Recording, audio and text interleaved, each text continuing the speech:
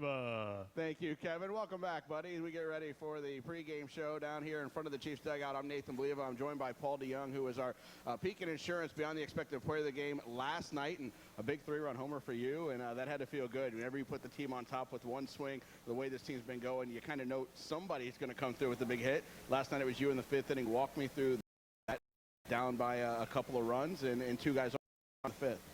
Well, I was paying attention to the at-bat before with Oscar. I saw Oscar right in front of him and looking for something soft, change up that I could handle and put a good swing on it, and it just happened to go out. Yeah, down the line, your first home run here at Dozier Park, at least as a pro. I don't know if did you with Illinois State? I never hit one here when I was with ISU, but I'm just happy I got one. You got one, a couple in the month of July already, so got those under your belt in city. But let's start there. What's it been like for you here in college, going to Illinois State, and you're on the enemy side, actually same dugout, but on the enemy side, playing here at college. And I know you're not exactly from this area, but close family can come in and see you in the Chicago area. Absolutely. You know, playing here in mid-May, I never would have expected playing here in August and in July, so it's just been a dream come true to be able to play for the Cardinals organization and be so close to ISU, my friends and family off. So it's just been a great summer. Yeah, it's got to be nice when we were up. I guess we were probably closest when we were in Beloit, because we haven't been in the playoffs, but Beloit had to be the closest, and it was funny. The first time you came in Beloit, you did it.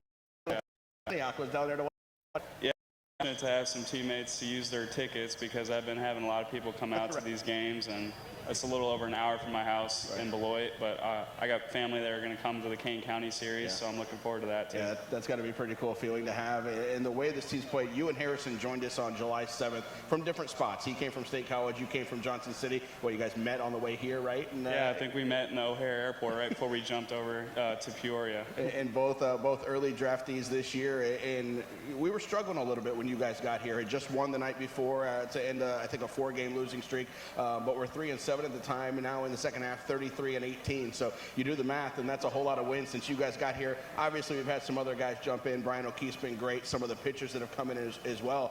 But the way you guys kind of jump-started the offense and got things going, got comfortable in your roles, you got to feel pretty good the way this team's playing. Yeah, I think Bader and I coming here out of high-end Division I programs, we kind of seen a little bit of the similar pitching, so we didn't have as tough of a transition, but these guys that were already here have been great helping us out with whatever we need to acclimate ourselves. So it's really been just a great process so far. What have you seen as the biggest difference from college ball? I know some people will say it's the bat, some people playing every day, the competition. For you, what's been the biggest transition? Playing every day gets a little tough physically, but we got a good staff here taking care of our bodies, and also I would have to say that the pitching is a little bit better. Right. Guys can throw off speed a little bit better in multiple counts, so you just got to adjust, and it's all about making adjustments, and just got to take it day by day. I mentioned the 3-run homer you hit yesterday in the fifth inning. The play you had earlier in the game on defense might have been even a bigger play than the 3-run homer, because they had the bases loaded, nobody out. Who knows what would have happened? And you get a ground ball, step on third, throw home to Steve, get the double play. When you make a play like that, just as important as hitting that 3-run homer a couple innings later. Right before it happened, Joe told me to play in, so I was playing even right there on the grass, and I was anticipating him hitting one to my right, and I thought, I'm going to step on the bag and throw it to Bean, and then what do you know, it happens. So sometimes you just have a little bit of time to kind of foresee something like that, but I was just prepared to make that play. Mentioned also with you and Harrison both coming in, not only at the plate but on the base paths. You guys have both done a great job there, joining in with Oscar and Seferina, Sohn, who just got promoted, who are already in double digits, but there you are now after last night getting in double digits. What part of the game, how important is the running game been for this team over the month and a half you've been here? I know Joe kind of gives you guys the little bit of freedom. Yeah. Well, it's funny. I never really stole bags in college. We were kind of a let's get a guy on and smash a double or a home run. But now I'm starting to learn how to steal bases, and Joe's been helping me. And it turns out it can be a pretty big difference maker in the game if you can get into scoring position with 2 outs and base hit. error or something and get an extra run. And with you now batting in the 3 slot, as you and Oscar kind of flip-flopped here over the last week, you see how important that is because you come to the plate a lot, and either Oscar or Seferina is standing on second because they've either hit a double or, in Oscar's case, stolen second base and gotten there and given you an RBI opportunity, and then now it's behind you. Well, it helps me if Oscar's on first or Seth's on first that, they're thinking about those guys stealing, so, I might see a few more fastballs and I can do a little more damage. So, it's really putting that threat out there really helps the offense as a whole. Road trip coming up to a couple places that we've been already this season. You haven't, in Cedar Rapids and Quad Cities. We just had the longest road trip mileage-wise to Dayton and Bowling Green. How do you occupy yourself on those bus rides? I know you're up towards the front of the bus near the coaching staff, so I see you a little bit more than I see some of the other guys. But what are you doing over there?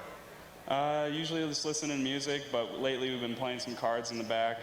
Brian O'Keefe, Steve Bean, and Alex DeLeon and I, we like to play a game called Casino in the back. Kind of takes up the time, get to hang out, and just try to spend as much time on the bus as you can. That's why you got to steal Patrick's cooler. So you guys got a little table we back take there, his right? cooler back there so we can sit on it, and it's kind of awkward with the seat. There's no really place to put the cards, so.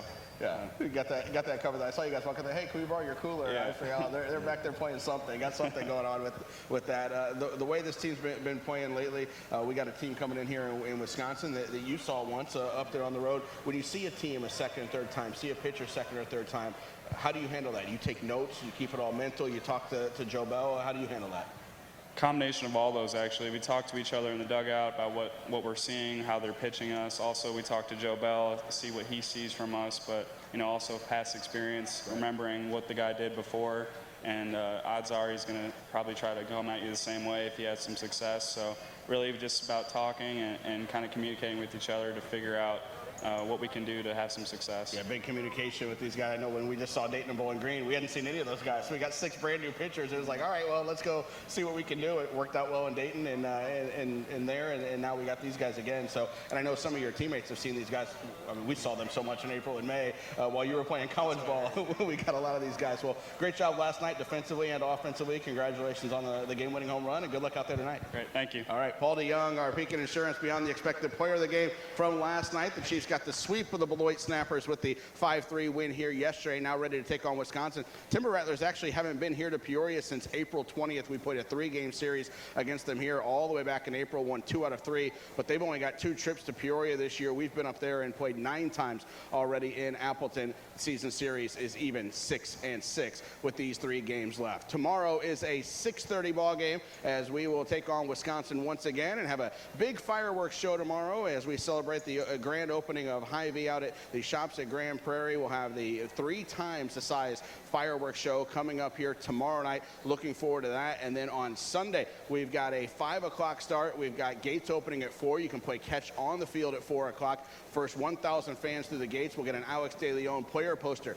courtesy of the Peoria Journal-Star and CityLink. And the Chiefs players will all sign autographs down here in front of the Chiefs dugout at 4:15. Kids can run the bases following the game on Sunday. It's also a PNC Kids Eat Free Sunday, so a kid 12 and under with a $5 ticket gets a free hot dog, free soda, and a free bag of chips as well. Tonight, we've got our Pitch In for Charity tennis ball toss, raising money for the East Peoria Knights of Columbus. So if you head up to the Pete Vanaken statue, you can buy tennis balls $1 a piece or 6 for $5. You'll have a chance to win prizes down here on the field. Post-game, we'll have 15 hula hoops. Closest to the center of each one will win a prize, and we'll have 2 grand prizes as well, including a 60-inch TV that nobody has won yet this year with that tarp out in center field. We've also got fireworks coming up tonight, presented by IBEW and 95.5 WGLO. So the big fireworks show coming up, and hopefully you got those great Joe Girardi canvas giveaway as you came in through the gates. We'll have one more of those coming up on Fan Appreciation Night, which is Friday, September the 4th.